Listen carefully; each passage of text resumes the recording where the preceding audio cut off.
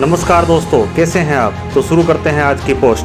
भारत चीन बॉर्डर पर हुई घटना के बाद विदेशी मीडिया और एक्सपर्ट दोनों ही हैरानी जता रहे हैं और यह हैरानी सोशल मीडिया पर नजर आ रही है कि चीन की पीएलए सेना भारत की सीमा में घुसपैठ करती है और भारतीय सेना जवाब देते हुए चीन की सेना को वापस भगा देती है। अब आप सोच रहे होंगे इसमें हैरान होने वाली कौन सी बात है। तो मैं आपको बता दूं, कुछ साल पहले तक जब भी चीन की सेना भारतीय सीमा में घुसपैठ करती थी तो भारतीय सेना उन्हें सफ़ेद झंडा दिखाती थी और उनसे रिक्वेस्ट करती थी कि आप वापस चले जाएं, यह सीमा हमारी है। परंतु पिछले 4-5 सालों में देखा जाए तो हल्की फुल्की झड़पें शुरू हो गई थी और यह हिंसक रूप 2 साल पहले गलवान घाटी में देखने में मिला था, जहां हमारे और चीन के सैनिकों को अपनी जान तक गंवानी पड़ गई थी। तभी से भारतीय सेना ने तैयारी करना शुरू कर दिया था कि चीनी सेना का अच्छे से इलाज करना जरूरी है और अब की बार हुआ भी ऐसा ही। 9 दिसंबर को भारतीय सेना ने यह इलाज शुरू कर दिया है और चीन की सेना को बता दिया है कि आप जब भी घुसपैठ करेंगे तो आपका पक्का इलाज करके ही वापस भेजा जाएगा।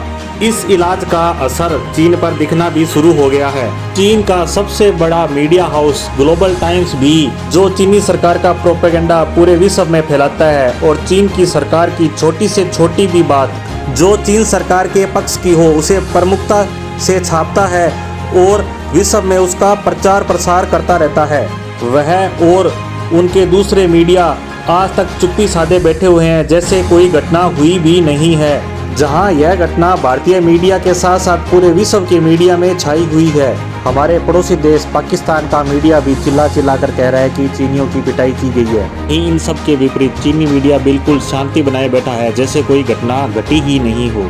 और दूसरी तरफ चीनी सेना ने स्टेटमेंट जारी करते हुए कहा है कि सीमा पर स्थिति सामान्य है और हम भारतीय सेना के साथ लगातार बातचीत कर रहे हैं। मतलब कि कुछ हुआ ही नहीं है, सब कुछ सामान्य दिखाने की कोशिश की जा रही है। अब बात करते हैं कि यह सब हुआ क्यों। आपको पता ही होगा कि चीन में हर तरफ अशांति फैली हुई है, चाहे वह राजनीतिक रूप में हो या कोविड पॉलिसी के रूप में। इन्हीं सब से चीनी जनता का ध्यान भटकाने के लिए चीन की सेना ने इस घटना को अंजाम दिया था। पिछले 2-3 सालों की घटनाओं पर अगर नजर दौड़ाएं तो देखने में आ रहा है कि चीन में पूरी तरह अशांति फैली हुई है।